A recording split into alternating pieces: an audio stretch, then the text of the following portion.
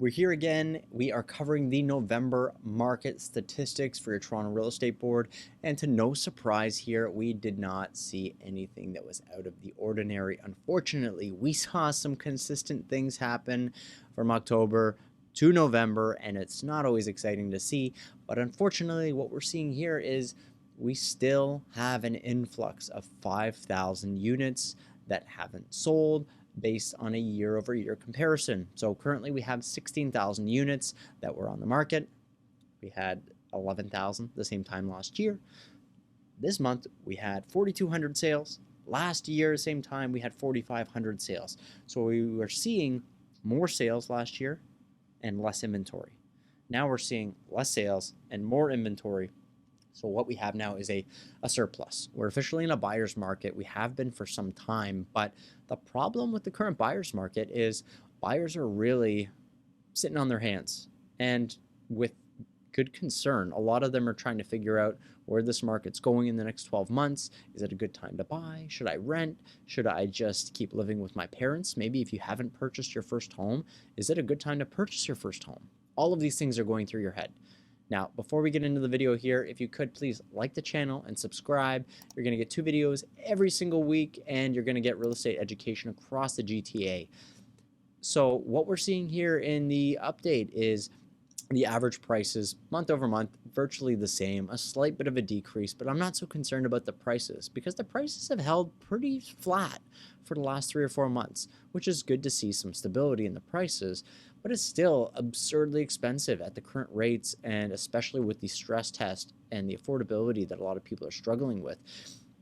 The prices may be stable, but people can't afford or even qualify to get a mortgage for a lot of these properties. We'll go over the numbers here shortly. We won't go over them all. We'll hit the condos, we'll hit the townhouses without a fee, and then we'll hit the detached homes just to give you a taste. Some of the charts here will have all of the information, so feel free to pause the video and go over the areas that you're specifically looking for and the type of home that you're looking for. But I don't want to keep it too long and bore you with every bit of data, and I know you can find that just by typing in a Google search. So let's have a discussion here about what I think is going on in the market as soon as I go over some of these numbers really quickly.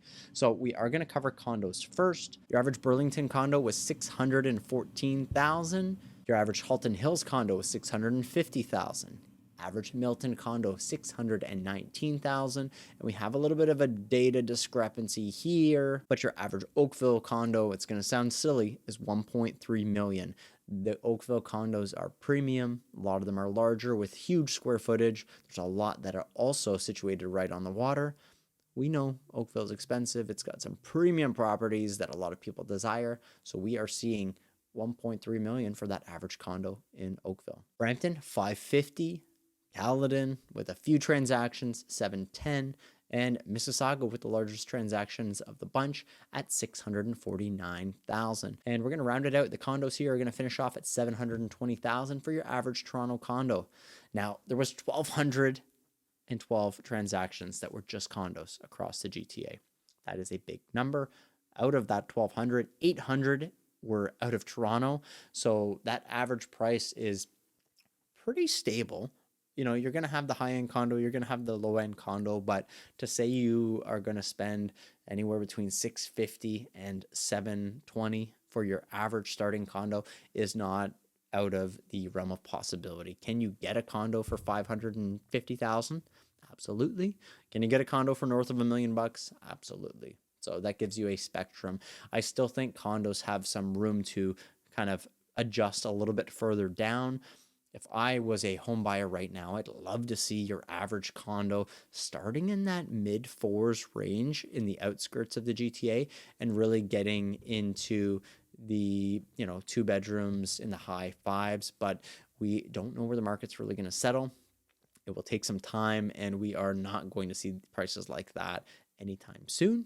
I'd love it to happen. I'm sure a lot of people out there would, just from a more accessible standpoint, but today, these are the average prices. Now, the freehold townhouses, Halton Hills, we're going to tackle first, and Burlington is $885, Halton Hills is $918, Milton is $873, and Oakville $1.2 million. Understanding here that we've actually seen a more expensive average price for a Oakville condo than we have for an Oakville townhouse, but this is based off of not as many transactions happening on the condo side. Brampton, 849, 983 in Caledon, and Mississauga will round it out here for Peel at 966 for your average freehold townhouse. And Toronto, always on that higher end. There are a lot of options in Toronto, but 1.1 million for your average freehold townhouse in Toronto. Keep in mind, Toronto is huge. There are affordable options as well, but this is just your average price. Now, I think townhouses are interesting because you're really looking at 700 for your average condo in Toronto, all the way up to 1.1. So you've got a discrepancy of, $400,000 to $500,000 between a condo buyer and a potential freehold townhome buyer. And that's a lot of money. Even if you have no mortgage on your current condo and you want to buy a townhouse, you're going to have a mortgage for $500,000. Your average income required to get that type of mortgage is maybe 150 grand, 120 grand. So it doesn't make complete sense at the moment. But as you're going to see here shortly, the detached homes, they've started to level off a little bit as well. So let's get into those numbers. Burlington, detached 1.34. We have Halton Hills at 1.139, Milton at 1.288, and Oakville at 1.8. These are actually good numbers if we're looking at the last 3 to 6 months based on what we were seeing previously. We had Oakville that was sitting over 2 million for an average detached for a very long time. So we're seeing that now settle under 1.9, which is nice to see. We're seeing Halton Hills being the most affordable, at least in the last month with the current sales, 1.139. It's not horrible. It's really close to what a freehold in Toronto will cost you. So the affordability is getting there. It's not there quite, but it's becoming more affordable. Now, if you have a house, you've lived there for 5, maybe 10 years, you've made some good money on your house still, even though the market has adjusted a little bit. You've paid down some of your original mortgage, and this is going to be a lot easier for you to make the jump from maybe a townhouse to a detached house in the current market. And if you're thinking of moving, it is winter, it is slow. Some of the current sellers that are on the market are desperate. They really need to sell. And if you're maybe thinking about it, but you want to hold off until the spring, this might be your chance. And I'll say it again, we have 16,000 units of inventory available on the market. Last year, same time, we only had 11,900 units. We have 5,000 units in surplus. So we have clearly a case of buyers are scared and they're not purchasing properties, or sellers are overpriced. So it's an opportunity for you to find value, for you to negotiate with some of these sellers and maybe find something that really checks your boxes. Buy in December, buy in January, move in when the weather's nice in March or April. You might be a lot happier doing this. I know it might be soon if you're thinking about doing it in a few months and rushing to do it now, but the opportunity might make sense. Look into it, talk about it with somebody. Feel free to call me if you wanted to just hash out the situation you're in. It might make a lot of sense for you to do that today. And now that we've gone over the numbers, you've seen it. The numbers are very similar. We still have a lot of influx in inventory. And what does this all mean? It means that the market is still slow. We still have lots of inventory that needs to sell, so we might have some opportunity to find out there if you want to purchase a house. But it also is concerning because if we don't start to see this number change in terms of the excess of inventory that we have, it might continue to grow. And month by month, if it grows and grows and grows and grows and grows, it's going to become very buyer heavy, which is fine. But sellers need to understand if that pendulum does swing so far in that other direction, you're going to have a completely different strategy when you're selling your home. You're not going to be able to just price your home, hopefully get what you listed for. You're going to have to really think about things thoroughly based on what other properties in the area are doing. It might not be the same situation. So make sure if you're putting your house on the market, you are advised correctly by a professional who is able to guide you through whatever the current market is doing, because clearly the market's changing at all times. It's not the same market every single day or every single month or every single week or every single year for that matter, as we're seeing in the year-over-year data. This has been your market update for November 2023.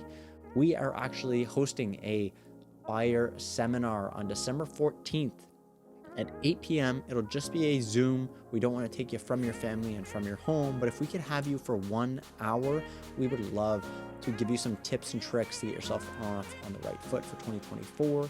And we have some ideas that can actually bolster your down payment strategy if you actually take action in putting some money in some of these government accounts like your RSP, TFSA, FSHA. You are going to be able to really take advantage by doing that before the 31st of December. And before that clock and that calendar switch over to the new year, you're going to be able to take advantage of what a lot of people might think is a great opportunity. If you want to join our seminar, please check the description box below. I will have the Zoom link for you to sign up. We'll have a private Facebook group for you guys to chat as well and ask any private questions that you might have. If you're not interested, I'll see you in the next video. Have a Merry Christmas and have a wonderful day. Bye for now.